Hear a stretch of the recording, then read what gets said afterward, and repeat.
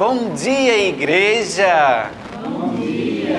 Bom dia para você que está em casa. Olha nós aqui mais uma vez juntos para estudar a palavra do Deus eterno, para estudar a palavra do Senhor, colocar no nosso coração. Espero que você tenha acordado com muita alegria, com a vontade de vencer o dia de hoje. Pode ter certeza que Deus vai fazer isso com você. Acredite! Louvado seja Deus. Então, espero que seu dia seja um dia muito abençoado por Deus.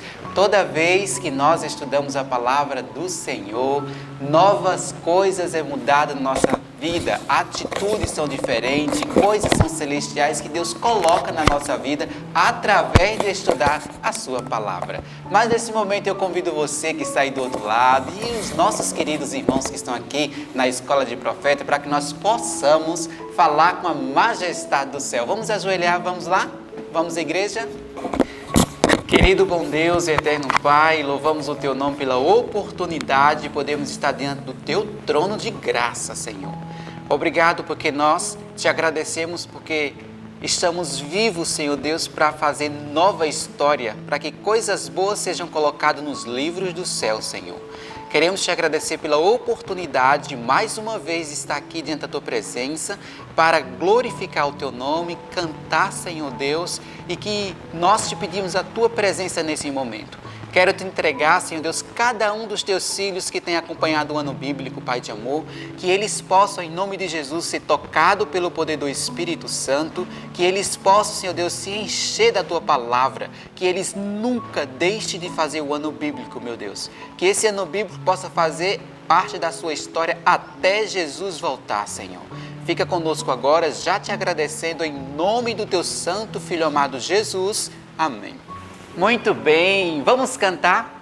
Eu fico pensando, todas as manhãs quando eu acordo, quando eu vou falar com meu Pai, né, aquele que me conhece, todas as minhas lutas, todas as minhas dificuldades, eu fico pensando como é que os anjos cantam lá no céu.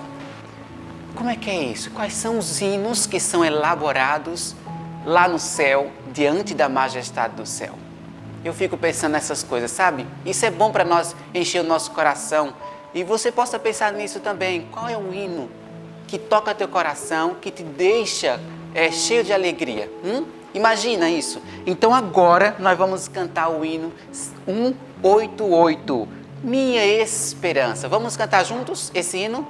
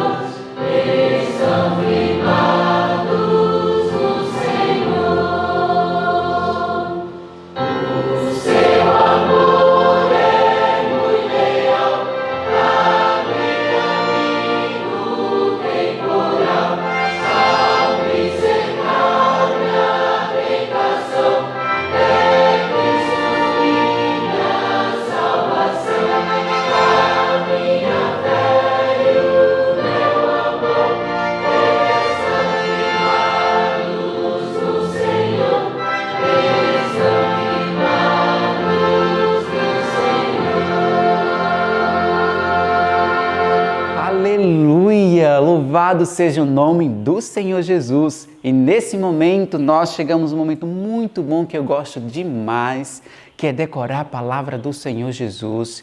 E o texto ele é muito lindo, diz, porque a nossa leve e momentânea tribulação produz para nós um peso eterno de glória muito excelente. Que texto fantástico, né? Então eu convido você agora nesse momento para que eu e você possamos decorar o texto que se encontra lá em 2 Coríntios 4, 17 e 18. Vamos lá junto? Vamos lá, igreja? 1, 2, 3. 2 Coríntios 4, 17 e 18. Porque a nossa leve e momentânea tribulação produz para nós um peso eterno de glória muito excelente, não atentando nós nas coisas que se veem, mas nas que se não veem, porque as que se veem são temporais, e as que se não veem são eternas. 2 Coríntios 4, 17 e 18. 2 Coríntios 4, 17 e 18. Porque a nossa leve e momentânea tribulação produz para nós um peso eterno de glória muito excelente, não atentando nós nas coisas que se veem, porque não vêm, porque as que se veem são temporais e as que se não veem são eternas. 2 Coríntios 4, 17 e 18. 2 Coríntios 4, 17 e 18. Porque a nossa leve e momentânea tribulação produz para nós um peso eterno de glória muito excelente, não atentando nós nas coisas que se veem, mas nas que se não veem, porque as que se veem são temporais e as que se veem são eternas. 2 Coríntios 4, 17 e 18. Amém, louvado seja o nome do Senhor Jesus. Que Deus te abençoe e tenha um bom estudo. Um bom dia. Olá, bom dia para você. Bendito seja o nome do Senhor, porque pela graça e poder de Deus estamos juntos novamente no privilégio que Deus nos dá de acordarmos toda manhã para fazer desse momento um momento especial diante dEle, de pedido, de honra ao nome dEle, de agradecimento porque Ele cuida de nós. E chegou a hora de nós orarmos. Vamos orar juntos? Vamos pedir a Deus que nos abençoe ao nos ajoelharmos agora, pedindo que ilumine a nossa mente, para que possamos entender esse assunto tão especial que temos para estudar. Você ora junto comigo? Vamos lá, vamos pedir ao Senhor.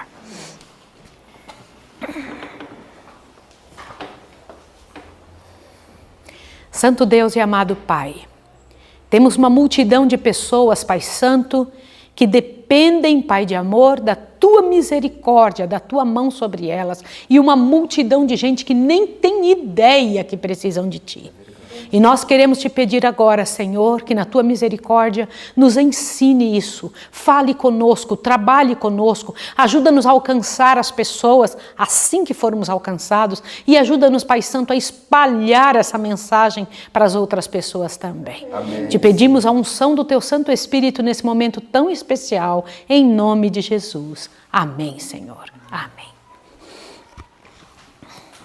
Muito bem, bom dia, Escola de Profetas. Bom dia. Amém. Nós estamos numa época muito interessante aqui na escola. Estamos com alunos novos.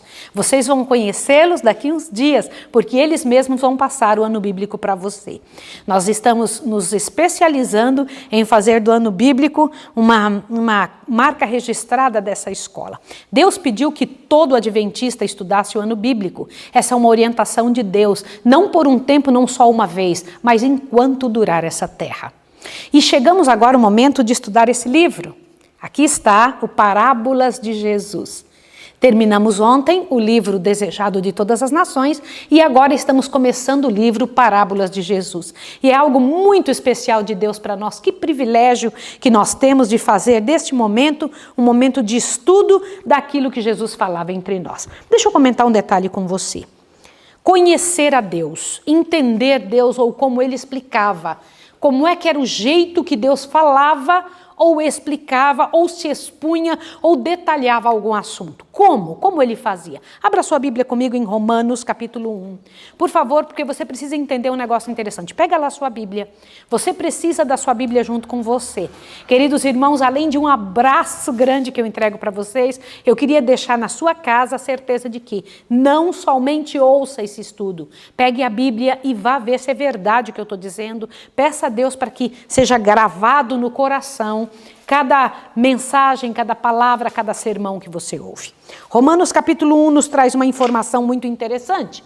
O que diz aqui em Romanos capítulo 1, do verso 18 em diante? É algo muito surpreendente. O que diz? Diz assim: do céu se manifesta a ira de Deus sobre toda a impiedade e injustiça dos homens que detêm a verdade pela injustiça. Visto que o que de Deus se pode conhecer, neles se manifesta porque Deus lhe manifestou. Como assim? Peraí. O que o Senhor Deus está dizendo aqui? Ele disse que Ele mesmo fala com as pessoas? Você quer ver mais? Veja o verso 20.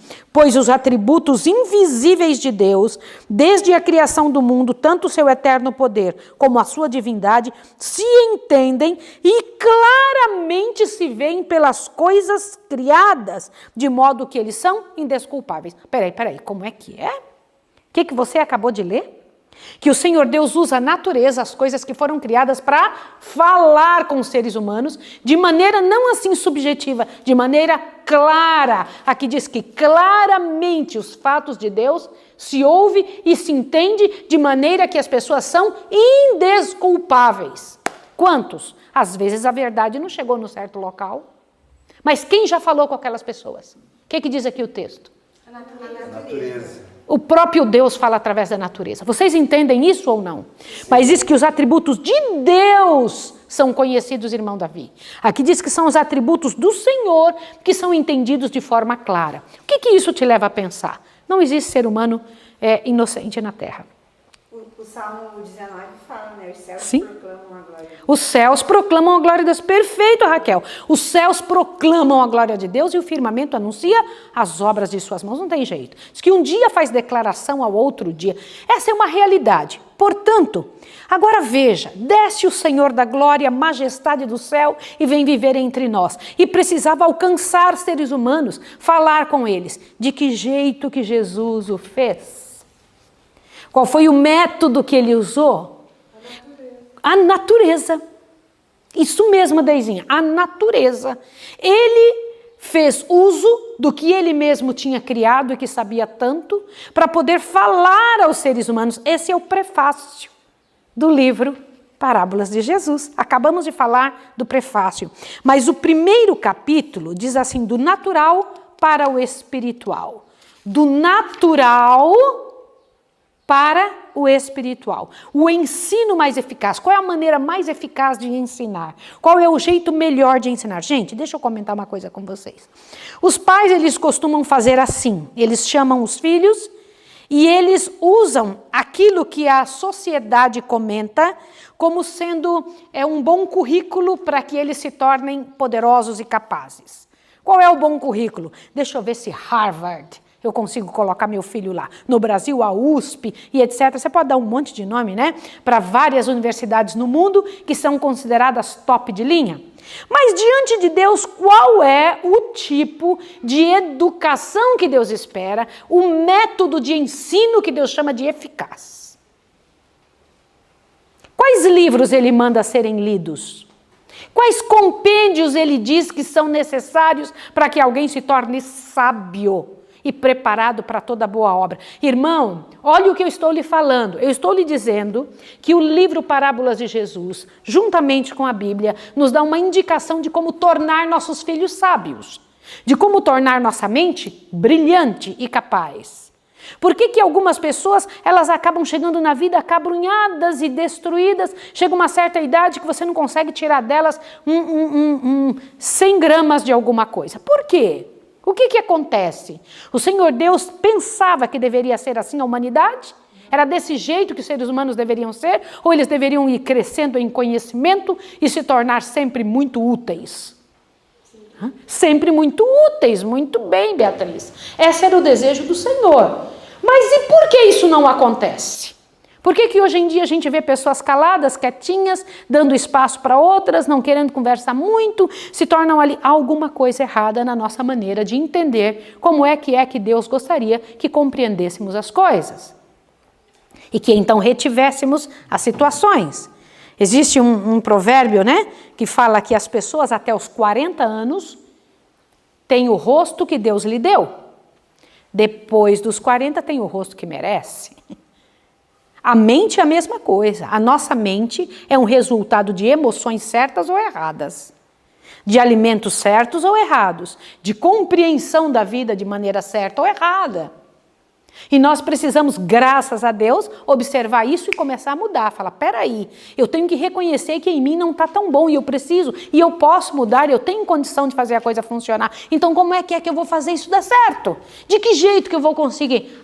O Senhor Deus nos trouxe alguns ensinamentos nessa manhã. O que o Senhor Deus diz? O ensino mais eficaz, não é eficaz, é o mais eficaz, irmão Davi. Como é que é isso? Ele diz assim, em sua própria missão, diante do mundo, o Senhor Deus fez uso das coisas mais simples que existem para poder explicar coisas eternas. Coisas simples para explicar coisas eternas. Sim, foi isso que ele disse. É dessa maneira. Ele disse assim, Jesus falava por parábolas às multidões. E ao falar por parábolas às multidões, era para que se cumprisse aquilo que ele mesmo tinha dito. A glória de Deus estava sobre a maneira de como Jesus falava. E no início do mundo, gente, eu não sei se vocês sabem, a glória de Deus estava também sobre a natureza. Assim como saiu de sobre Adão e Eva a glória de Deus, o que era a glória de Deus sobre o homem? Vocês sabem? O que era a glória de Deus sobre o homem? A comunhão dele. Vestidura espiritual. Uma vestidura espiritual. Como é que era essa? Abra sua Bíblia lá no livro de Salmos, rapidinho, para você entender isso que Deus está falando a respeito da natureza. Você tem que entender o que acontecia com o ser humano. Salmo, olha lá, abre bem rapidinho no Salmo 104. No Salmo 104, o Senhor Deus diz do que o homem era revestido e que perdeu no dia em que ele pecou. A mesma coisa a natureza, tá bem? Salmo 104, abre aí na sua casa. Vamos lá? Eu preciso que você me ajude a fazer isso funcionar. Se você não ler na Bíblia, você vai ter um nível de conhecimento. Agora, se você ler, expande muito, tá bom? Por isso que é tão importante. Salmo 104 diz assim, bendize, ó minha alma, ao Senhor. Ó Senhor Deus meu, tu és magnificentíssimo. Estás vestido de glória e de majestade. Ele se cobre de luz como de um vestido e estende os céus como uma cortina. Peraí, qual é a cobertura do corpo de Deus? Luz, né? Glória e luz, não é isso? Ele se cobre com luz como de um vestido. Todos os seres que ele criou tinham esse tipo de vestidura. O tecido da roupa deles é isso. Adão e Eva possuíam isso. E quando o Senhor Deus chega no jardim do Éden após o pecado, teve que cobri-los porque eles estavam sem aquele brilho. Foi desta roupa que eles se sentiram nus. Entenderam? Sim. Foi deste tipo de roupa. E a natureza também era coberta por este brilho. Olha o que diz aqui. Eu vou ler um pedacinho para você ver. A sabedoria falava aos olhos e era acolhida no coração, pois eles comungavam com Deus pelas obras criadas. Logo que o santo par transgrediu a lei de Deus, o resplendor da face de Deus desapareceu da face da natureza. Não foi só de Adão e Eva. Vocês sabiam que havia um brilho? A senhora White disse que ao visitar o céu, visitar os outros mundos, ela disse que nenhuma árvore do céu é igual a essa que está aqui. Nenhuma. Ela disse que as árvores não são tortas e feias, que as árvores são majestosas, parecem pétreas, parecem de pedra. Que as folhas são lindas, de um brilho exuberante. A grama, ela disse que a relva balança para lá e para cá, de uma maneira tão poderosa que ela pensa estar vendo pedaços de ouro na grama. Imagine isso, não consigo nem imaginar. Diz que as frutas do céu, as coisas do céu são maravilhosas. Gente, é a glória de Deus na natureza, compreende? Que ainda existe lá, mas aqui foi perdido. Quando Jesus veio, chamava a atenção dos seres humanos para ainda a beleza que sobrou. Quando ele chegava para uma criança, para falar das coisas de Deus, diz que o Senhor Jesus pegava uma criança no colo e colhia um lírio e dava na mão dela e dizia: observai os lírios do campo, que não semeiam nem colhem. No entanto, e ele não falava só para a criança, mas ele usava a criança e o lírio para chamar a atenção do resto todo que estava ouvindo também. E dizia: não semeiam nem colhem. No entanto, nem mesmo Salomão com toda a sua glória se vestiu como um desses. Vocês acham que tinha como esquecer esse ensinamento? Não tinha mais. As pessoas viam Jesus pegando uma criança e tendo esse comportamento. Eu acho isso deve ser maravilhoso. Imaginem, é claro que a gente, quando lê essa parte da Bíblia, a gente pensa assim: nossa, que bonito. Mas quando a gente tenta ver por essa descrição que a senhora White faz, parece que cresce dentro da nossa mente a ideia, né? Era muito bonito. E diz que ele também, aquelas palavras do Sermão da Montanha, que estão em Mateus capítulo 5, quando ele falava estas palavras, né, foram dirigidas a outras pessoas, além de crianças e de jovens, né? Eram dirigidas a toda a multidão. E ali ele tinha mulheres, homens velhos, homens novos, tinha de todas as idades, e quando ele falava com estas pessoas, ele ia lendo no rosto se a pessoa estava entendendo. Gente, eu acho isso maravilhoso. Vou dizer uma coisa para vocês. Nós somos alunos, não somos? Sim. Temos a responsabilidade de pegar uma Bíblia e vir pregar para diferentes pessoas. Qual deve ser o método? Olha o método de Jesus. Diz que ele ficava olhando para ver se a pessoa, no rosto dela, ele entendia se ela tinha compreendido ou não. Aí ele reforçava aquela lição para aquela pessoa que ele percebia que estava talvez não compreendendo tanto. Não é interessante? Agora veja. Imagina se eu chegasse aqui e falasse: vamos abrir a Bíblia agora no Mateus 11. Já começa a se ler antes de esperar você abrir. O que ia acontecer? A sua mente não ia acompanhar o que eu estaria falando. Como é interessante a gente, ao trabalhar, ter o método correto. Qual era o método? O método mais eficaz. E então Jesus pegava e falava bem assim, ó.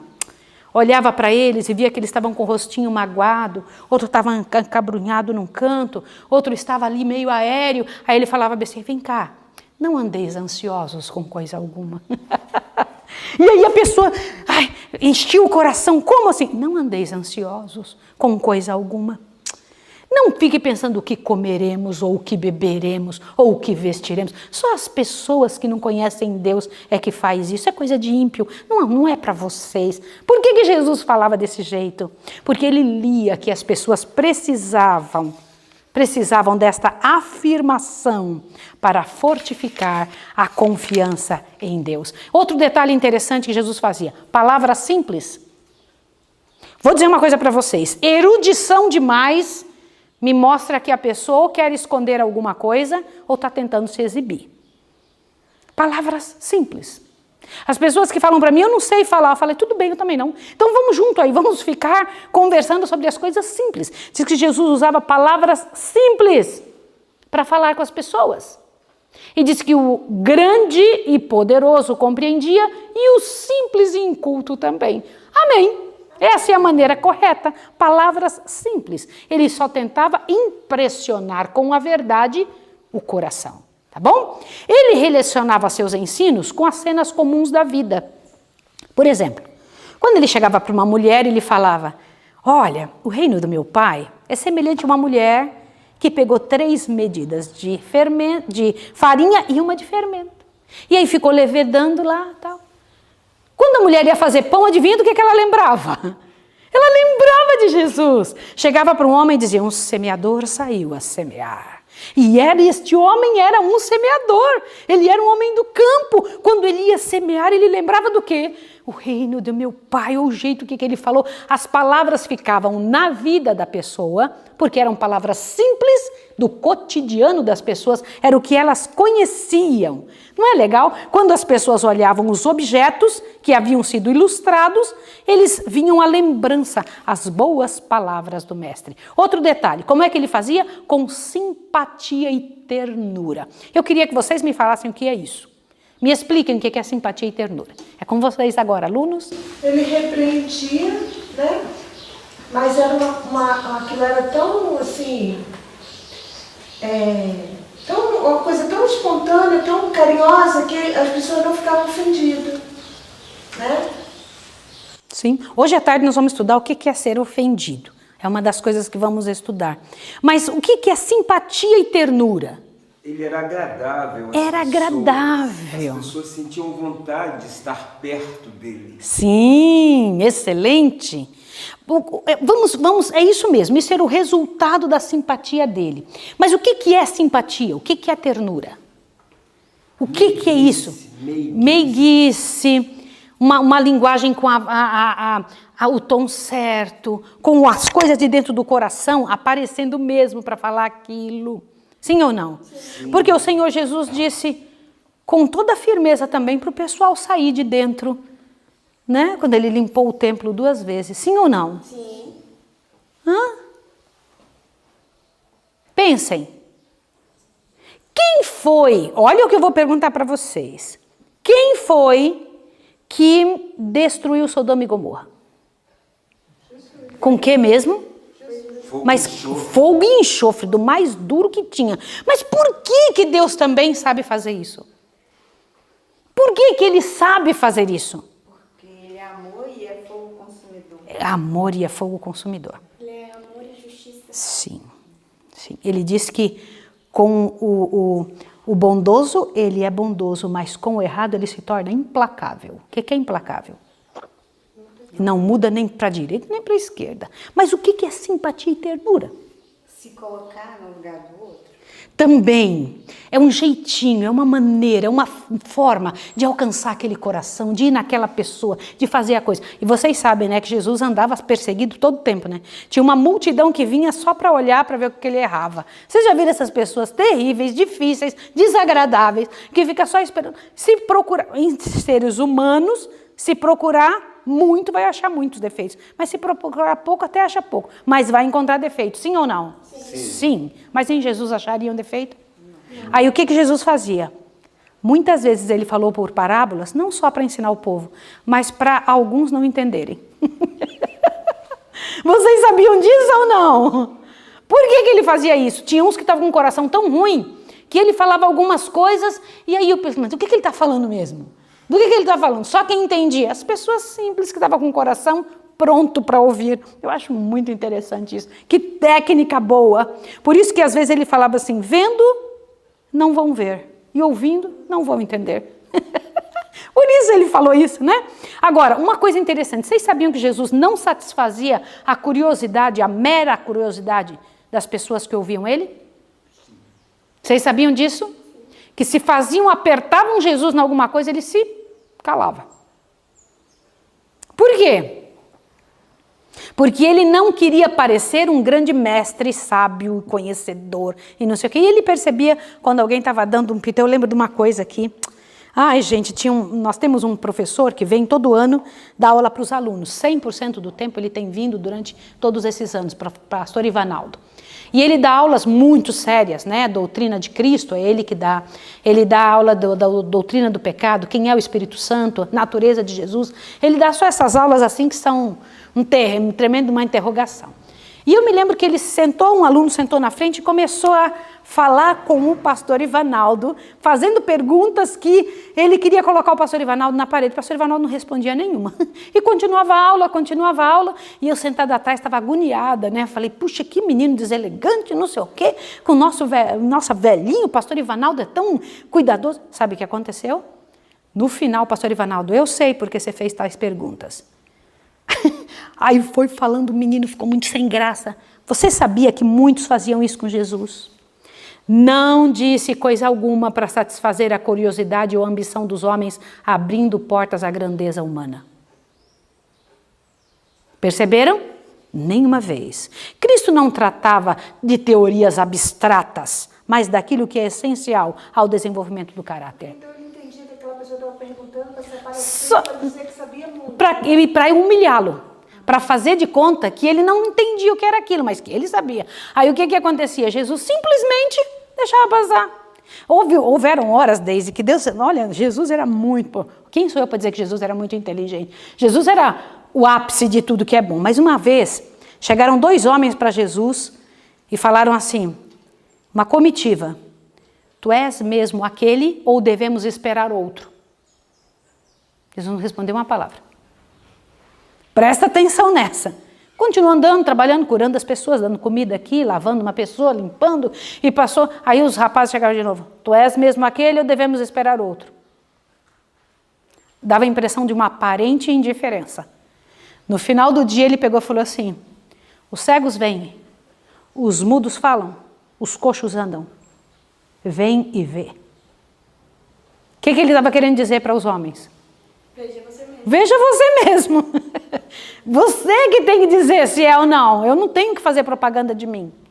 Não é interessante isso? Eu acho um nível muito bom, né? Então Jesus não falava de teorias abstratas, não ficava discutindo quantos demônios cabem na ponta de uma agulha, tal, não sei o que. Jesus tinha, é necessário levar um alforje ou não é necessário? Ele não ficava atrás dessas conversas. Jesus tinha um outro trabalho, uma outra ação. E ele fazia acontecer de verdade. E outra coisa, vocês sabiam que Jesus tinha pessoas especiais, representantes peculiares deles? Sabia ou não? Abre seu ouvido. Olha aqui, ó. Quando o Senhor educava os filhos de Israel para se tornarem seus representantes peculiares, como assim representantes peculiares? Deus ama o mundo inteiro, mas ele tinha um grupo que eram os seus representantes peculiares? Tinha ou não? Continua. Deu-lhes moradia entre as colinas e vales. Onde ele mandou eles morarem? Esses que eram para ser educados de forma melhor. Nas montanhas. Sabe o que ele mandou eles lerem? O livro, o compêndio da natureza. Qual era o livro que era para eles lerem? Natureza. Vocês entenderam por que Deus mandou eu criar a escola de profetas aqui no meio do mato? Bota muita flor. Cada detalhe que vocês estão vendo aqui é uma maneira de Deus usar. E ele diz que a sala de aula dele é a roça.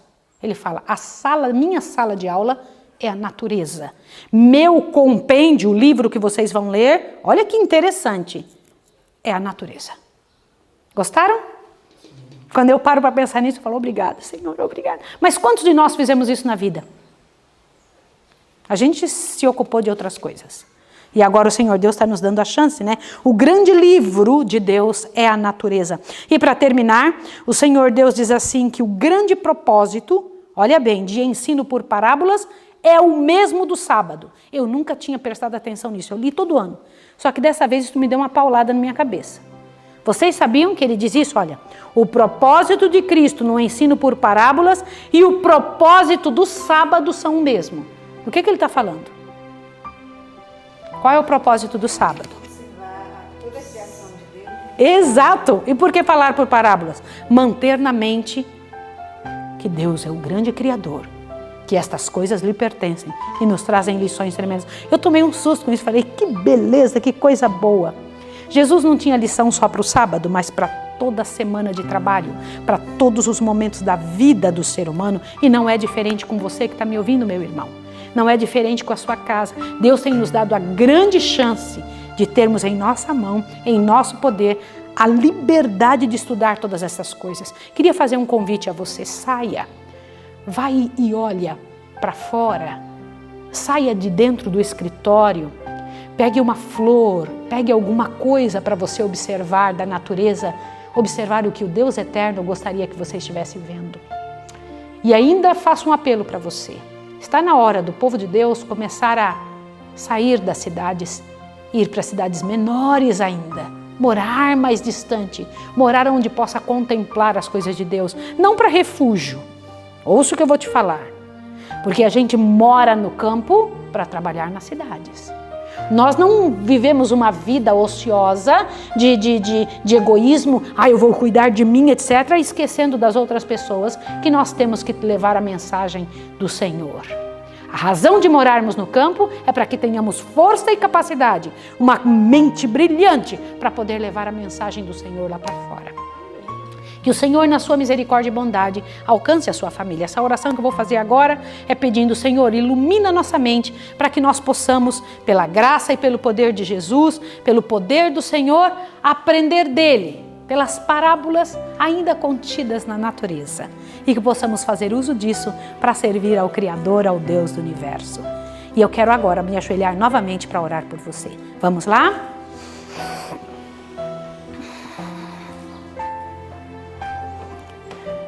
Pai Santo, eu tenho certeza que durante o milênio nós vamos ter a chance de ver estas cenas de Jesus pregando nos montes, usando a natureza para explicar as verdades eternas. Porque vamos ter que estudar todas as vidas, Pai, durante o milênio, e vai passar na nossa frente como um grande telão todas essas verdades. Então, Pai Santo, bendito seja o Teu nome. Amém. Eu quero Te agradecer por deixar registradas estas verdades e sabemos do Senhor só o que o Senhor quis revelar. O Senhor quis, então nós temos um pouquinho do que o Senhor é. Ajuda-nos a estudar o que o Senhor é.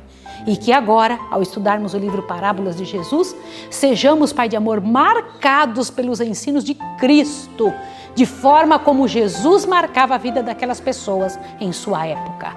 Em nome de Jesus nós nos entregamos. Amém, Senhor. Amém. Então, que Deus abençoe você e te dê um excelente dia. E até amanhã.